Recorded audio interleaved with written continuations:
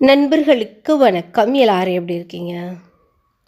நல்ல வெயில் காலம் ஆரம்பிச்சிருச்சு. நான் முதலே சொன்ன மாரி எங்கள் ஊரில் எக்ஸ்ட்ரீம் வெதர். குளிர்னாலும் ஜாஸ்தி, மழைனாலும் ஜாஸ்தி, வெயில்னாலும் ஜாஸ்தி. இந்த வருஷம் ரொம்பவே ஜாஸ்தியாக வெயில் வரும் அப்படின்னு சொல்லியிருக்காங்க. ஸோ நம்ம செடிகளுக்கு இப்போயே நல்ல ஒரு எனர்ஜி கொடுத்து நல்லா ஹெல்த்தியாக வச்சுருக்கணும். நீங்களுமே கூட உங்கள் செடிகளுக்கு ஒரு நாளைக்கு 2 தடவை தண்ணி கொடுக்க ஆரம்பிச்சிருப்பீங்க. வெயிலை தாக்கு பிடிக்கிறதுக்கான எனர்ஜி அந்த செடிகளுக்கு கண்டிப்பாக தேவைப்படும். இன்றைக்கி இந்த பதிவில் ஒரு 12 ஃபர்டிலைசர், லிக்விட் ஃபர்டிலைசர் பார்க்க போகிறோம். இது உங்கள் செடியை இந்த வெயில் காலம் முழுமைக்குமே நல்லா ஹாப்பியாக ஹெல்த்தியாக வச்சுருக்க போகுது. பதிவுக்குள்ளே போகிறதுக்கு முன்னாடி நீங்கள் நம்ம சேனலுக்கு புதுசாக இருந்தீங்க அப்படின்னா சப்ஸ்கிரைப் பண்ணிடுங்க. வீடியோ முழுமையாக பார்த்துட்டு அதுக்கப்புறமா லைக்ஸும் கமெண்ட்ஸும் கொடுங்க. இந்த வெயிலில் பார்த்திங்கன்னா நாட்டு ரோஜா பூ நிறைய பூக்கும். அந்த இதழ்களெல்லாம் எடுத்து கீழே உதிர்றதுக்கு முன்னாடி சேமித்து எடுத்து வச்சுக்கோங்க. நீங்கள் அப்படியே ஒரு மூடாக்கு மாதிரி போட்டு விட்டாலும் சரி, அப்படி இல்லாட்டினா இந்த மாதிரி தண்ணியில் போட்டு 2 நாள் நல்லா தண்ணியில் ஊற விட்டுருங்க. இப்போ நான் உங்களுக்கு காமிக்கிறதுக்காக இந்த மாதிரி கண்ணாடி டம்ளரில் வச்சுருக்கேன். நீங்கள் ஒரு மண் களையத்துலையோ நல்லா ஒரு பெரிய பாத்திரத்தில் ஒரு 1 லிட்டர் தண்ணியில் 4-5 பூ இதில் போட்டு வச்சுருந்தீங்க அப்படின்னா இந்த பூக்களில் நிறைய மெக்னீஷியம், கால்சியம் இதெல்லாம் இருக்கும். ஸோ இதை தண்ணிக்குள்ளே இறங்கி அது மட்டும் இல்லாமல் நல்லா மணமாகவும் இருக்கும் தண்ணி. ஸோ இந்த தண்ணியை நம்ம கொடுத்துட்டு வரலாம். 2 நாள் தண்ணியை ஊற வச்சு பூக்களோட இதழோடையே ஃபில்டர் பண்ணணும் அவசியம் இல்லை, நம்ம அப்படியே கூட கொடுத்துட்டு வரலாம். இது பார்த்திங்கன்னா எங்கள் வீட்டுக்கு ஏற்ற மாதிரி இருக்கிற ஒரு அரச மரத்தோட பழம். இந்த அரச மரத்தோட பழத்தில் பார்த்திங்கன்னா மெக்னீஷியம் அவ்வளோ இருக்குது, பொட்டாசியம் அவ்வளோ இருக்குது. செடிகளுக்கு ரொம்பவே ஒரு சத்தான ஒரு ஃபர்டிலைசர் தான் இந்த அரச மரத்தோட பழம். நீங்கள் ஆலமரத்தோட பழம் கிடைச்சாலும் யூஸ் பண்ணலாம். அரச மரம், ஆலமரத்தோட பழம் கிடைச்சா இந்த மாதிரி தண்ணியில் போட்டு ஊற வச்சுருங்க. ஒரு 3 நாள் நல்லா ஊற வச்சுட்டு கட்டாயமாக ஃபில்டர் பண்ணி வடிகட்டி வெறும் தண்ணியை செடிகளுக்கு கொடுத்துட்டு வாங்க.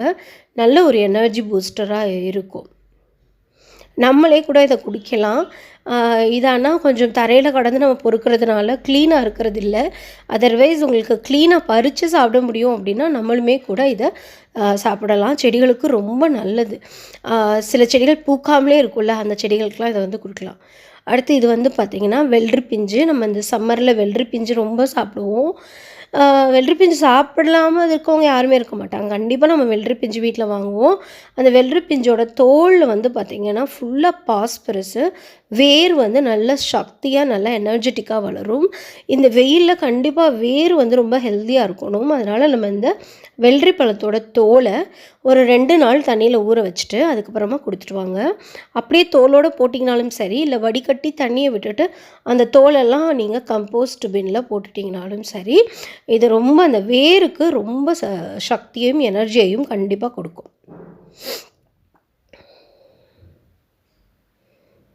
இது பார்த்திங்கன்னா கிரவுண்ட் நட்ஸோட அந்த மேலே இருக்க தோல், அந்த அந்த நிலக்கடலையோட மேலே ஒரு தோல் இருக்கும்ல, அந்த தோல் இதுலேயும் பார்த்திங்கன்னா நிறைய அயன்லாம் இருக்குது.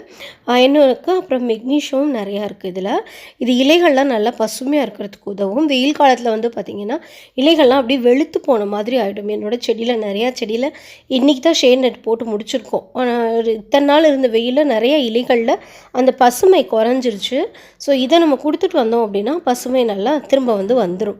இதை நம்ம ஃபில்டர் பண்ணிவிட்டு அந்த சக்கையெல்லாம் எடுத்துக்கொண்டு போய் நம்ம கம்போஸ்ட் பின்னில் போட்டு வெறும் தண்ணியை மட்டும் ஊற்றலாம். இது பார்த்திங்கன்னா வேங்கன்னா கத்திரிக்காயை சுட்டு சமையல் செஞ்சுருவோம்ல, அந்த சுடும்போது அந்த மேல் தோல் மட்டும் நம்ம எடுத்து தூக்கி போட்டுருவோம். அந்த தோலில் தண்ணி ஊற்றி வச்சுருக்கேன். இது நம்ம பேர்ன் பண்ணுறதுனால இது பொட்டாசியம் பயங்கரமாக இருக்கும். இதில் பொட்டாசியம். ஸோ மல்லிகைப்பூ, முல்லை செடிகளுக்கெலாம் நான் இதுதான் தொடர்ந்து கொடுத்துட்டு வரேன்.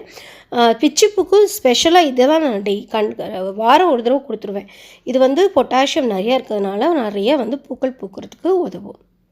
இது நீங்கள் சும்மா கூட ஒரு சின்ன கத்திரிக்காயை எடுத்து நல்லா சுட்டு அந்த நல்லா முழுமையாக சுட்டுருங்க. அதுக்கப்புறம் தண்ணியில் நல்லா கரைச்சி விட்டு ஒரு நாள் ஒரு 6 மணி நேரத்துலேருந்து 12 மணி நேரம் ஊற விட்டு அதுக்கப்புறம் தண்ணியில் கொடுக்கலாம். இது வந்து பார்த்திங்கன்னா தக்காளி. முதலே நான் சொன்ன மாதிரி வெயில் காலத்தில் இலைகள்லாம் வந்து அந்த பசுமை வந்து குறைய ஆரம்பிக்கும். நல்லா அழுகுன தக்காளியாக வீட்டில் இப்போ நிறையா இருக்கும். வெயில் காலத்தில் சீக்கிரமே அழுகி போயிடும். அந்த மாதிரி தக்காளி எடுத்து தண்ணியில் ஊற போட்டுட்டு நல்லா பிழிஞ்சிட்டு கசக்கி பிழிஞ்சிட்டு அந்த தண்ணியை வந்து ஃபில்டர் பண்ணி மறக்காதீங்க, வடிகட்டி அந்த தண்ணியை செடியில் கொடுங்க. ஒரு தக்காளி வந்து ஒரு 6 மணி நேரம் தண்ணியில் ஊற வச்சு அதுக்கப்புறமா ஃபில்டர் பண்ணி செடியில் கொடுங்க. இதில் நிறைய அயன் இருக்குது. அந்த அயன் இருக்கிறதுனால அந்த செடியில் பசுமை வர்றதுக்கும், இழந்திருந்ததுன்னா இழந்த பசுமையை மீட்கிறதுக்கும், இல்லை செடி வந்து புது செடி வருது அப்படின்னா அதுவும் நல்ல பசுமையாக வர்றதுக்கும் உதவும். இது வந்து ஒரு செட்டு நம்ம பார்த்துட்டோம். அடுத்த செட்டு பார்க்கலாம். இது எல்லாத்தையும் நம்ம மிக்ஸ் பண்ணி ஒரே இதில் கூட மிக்ஸ் பண்ணி கொடுக்கலாம். ஆனால் ஃபில்டர் பண்ணுறத கண்டிப்பாக ஃபில்டர் பண்ணி கொடுங்க. தக்காளி, இந்த அத்திப்பழம், இதெல்லாம் வந்து அத்திப்பழங்கிறேன், அந்த ஆலம்பழம், அரசம் பழம்லாம் இருந்ததுன்னா ஃபில்டர் பண்ணி கண்டிப்பாக கொடுங்க. இது வந்து அடுத்த ஒரு செட்டு. இது அடுத்த நாள் பண்ணது, ஒரே நாளில் பண்ணாமல் அடுத்தடுத்த நாளில் நான் பண்ணேன். இது வந்து பார்த்திங்கன்னா கிரேப்ஸோட இலை. கிரேப்ஸ் செடியோட அந்த இலைகள் வந்து பார்த்திங்கன்னா மொரன்னு இருக்கும். அதில் மெக்னீஷியமும் கால்சியம், அயன் இது 3 நிறையா இருக்கும். இதுவும் பார்த்திங்கன்னா நம்ம செடியோட ஹெல்த்துக்கு, ஓவரால் க்ரோத்துக்கு ஹெல்ப் பண்ணும். இந்த காஞ்ச இலைகளை நான் சும்மா உங்களுக்கு காமிக்கிறதுக்காக கண்ணாடி பாட்டிலில் வச்சுருக்கேன், கண்ணாடி டம்ளரில் வச்சுருக்கேன். நீங்கள் வந்து ஒரு பெரிய வாளியில் காஞ்ச இலைகள் எல்லாம் கலெக்ட் பண்ணி, இந்த கொய்யா இலை மொரன்னு இருக்கும்ல, அந்த இலை, கொய்யா இலை, கிரேப்ஸ் இலை, அத்திப்பழ மரத்தோட இலை, இதுகள்லாம் காஞ்சிருந்தது அப்படின்னா அதில் தண்ணி ஊற்றி ஒரு 2 நாள் விட்டுருங்க. அதுக்கப்புறமா அந்த தண்ணியை செடிகள் கொடுத்துட்டு வாங்க. காஞ்ச அந்த இலைகள் வந்து ஒரு மூடாக்காவும் இருக்கும். அந்த தண்ணியும் வந்து அவ்வளோ சத்தாக இருக்கும். இது வந்து பீட்ரூட்டில் வந்து சல்ஃபர் இருக்குது. கிரவுண்டில் வளர்கிற எல்லா வெஜிடபிள்ஸுமே சல்ஃபர் இருக்கும். இந்த சல்ஃபர் என்ன பண்ணும் அப்படின்னா அந்த ஒளிச்சேர்க்கைக்கு உதவும். இப்போ இந்த கத்திரிக்காய் இதெல்லாம் வந்து நமக்கு பூ விடுற சீசன் இல்லையா அது. ஸோ இந்த நல்லா காய்க்கிற சீசன். ஸோ அந்த நேரத்தில் வந்து ஒளிச்சேர்க்கை நடக்கலை அப்படின்னா அங்கே வந்து அது என்னது பச்சையம் இருக்காது, குளோரோஃபில் இருக்காது, உணவு தயாரிக்க முடியாது. இந்த சல்ஃபர் இருந்தது அப்படின்னா ஒளிச்சேர்க்கையை நல்லா ஆக்டிவ் ஆக்கும். ஸோ வந்து செடியில் வந்து நல்ல பெரிய பெரிய பூக்களும் வைக்கும். அந்த பூக்கள் வந்து காயாகிறதுக்கும் இந்த சல்ஃபர் வந்து உதவும். அதே தான் வெங்காயமும், பீட்ரூட் மாதிரி தான் வெங்காயம் கூட கொஞ்சம் ஏதாவது பூச்சி, எறும்பு இதெல்லாம் இருந்தது அப்படின்னா இந்த வாடைக்கு அதுவும் வந்து ஓடி போயிடும். ஸ்பெஷலி இந்த ஸ்னெயிலு, ஸ்லக்கு இதெல்லாம் இருந்தது அப்படின்னா இந்த வெங்காயத்தோட வாடைக்கு வந்து ஓடி போயிடும். ஸோ நீங்கள் வந்து இதையும் பயன்படுத்தலாம். இந்த வெங்காயத்துலேயும் வந்து பார்த்திங்கன்னா உங்களுக்கு சல்ஃபர் இருக்குது. அந்த ஒளிச்சேர்க்கை நடக்கிறதுக்கு இது ரொம்பவே ஹெல்ப் பண்ணும். நைட்ரஜன், அந்த பாஸ்பரஸ், பொட்டாசியம் இது 3யுமே வந்து ஆக்டிவேட் பண்ணுறதுக்கு இந்த சல்ஃபரோட தேவை இருக்குது. அதே மாதிரி பார்த்திங்கன்னா லெமனில் வந்து லெமன் வாட்டர் நம்ம நிறைய ஜூஸ் குடிப்போம். ஸோ இந்த சீசனில் லெமனை காய வச்சிங்க அப்படின்னா கருப்பாயிரும். அதனால் இந்த மாதிரி தண்ணியில் போட்டு நல்லா ஊற வச்சுட்டு இந்த தண்ணியை ரோஜா செடிகளுக்கு கொடுத்துட்டு வாங்க. ரோஜா செடிக்கு கொடுத்துட்டு வரும்போது ரோஜா பூ வந்து பிரைட்டாக இருக்கும். நல்லா அசிடிக் ஆக்கிடும் சாயிலை. மண் வந்து அசிடிக் ஆயிடுச்சு அப்படின்னா பூக்கள் வந்து பெருசாக பூக்கும். அதே மாதிரி பிரைட் கலர்லேயும் இருக்கும். ஸோ லெமன் வாட்டரும் நீங்கள் வந்து யூஸ் பண்ணிட்டு வரலாம். அதுக்கப்புறமா அந்த லெமன் தோலை அந்த மண் மேலேயே போட்டுருங்க. அதோட வாடைக்கு இந்த எறும்பு வந்து வராது. இதெல்லாம் கலராக பார்க்கும்போதே ரொம்பவே அழகாக இருக்குது. நம்மளே குடிச்சிக்கலாம் போல் அப்படி இருக்குது. நீங்கள் வீட்டில் எந்த ஜூஸ் போட்டாலும் அதோட தோலை வந்து தூக்கி போட்டுறாதீங்க. இது வந்து பார்த்திங்கன்னா உளுந்து கழுவுன தண்ணியிலையும் வந்து நிறைய வந்து பார்த்திங்கன்னா உளுந்தில் வந்து இரும்புச்சத்து இருக்குது. ஸோ அதை கழுவுறப்போ நம்ம அந்த தண்ணிலையும் இரும்புச்சத்து போய் சேரும். ஸோ வந்து செடிக்கும் நம்ம கொடுக்கும்போது செடியும் நல்லா ஹெல்த்தியாக வந்து வளரும். இலைகள் வந்து நல்லா பெருசாகவும் நல்ல க்ரீனாகவும் இருக்கிறதுக்கும் உதவும். அது மட்டும் இல்லாமல் இது மண்ணுக்கு ரொம்ப நல்லது. இதை ஃபர்மெண்ட் பண்ணி நம்ம கொடுத்தோம், ஒரு 2 நாள் புளிக்க வச்சு அதுக்கப்புறம் கொடுத்தோம் அப்படின்னா மண்ணில் இருக்கிற அந்த நுண்ணுயிரிகள், இதில் நிறைய நுண்ணுயிரிகள் வளரும்.